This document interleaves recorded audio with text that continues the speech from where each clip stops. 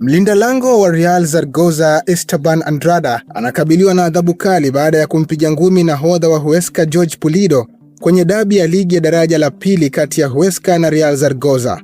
Mzozo huu ulianza pale Andrada, raia wa Argentina mwenye umri wa miaka 35, alipoonyeshwa kadi ya pili ya njano kwa kumsukuma mchezaji wa Huesca wakati wa muda wa ziada, lakini badala ya kuondoka uwanjani, alimvamia Pulido kwa kumpiga usoni, jambo lilosababisha fujo kubwa iliyopelekea kadi nyekundu kwa Dan Jimenez wa Huesca na Dan Tasendo wa Zaragoza.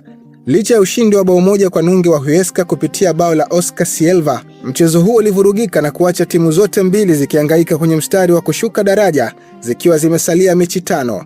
Andrada amejitokeza kuomba radhi, akisema alipoteza fahamu na yuko tayari kwa adhabu yoyote, huku klabu ya Zaragoza ikilani kitendo hicho kama kinyume na maadili ya michezo, ikisisitiza kuwa picha hizo za kusikitisha hazipaswi kuonekana katika soka la kitaalamu ambalo ni kioo kwa watoto na mashabiki kote duniani. Mimi ni Ibrahim Jodia na hii ni Coco FM.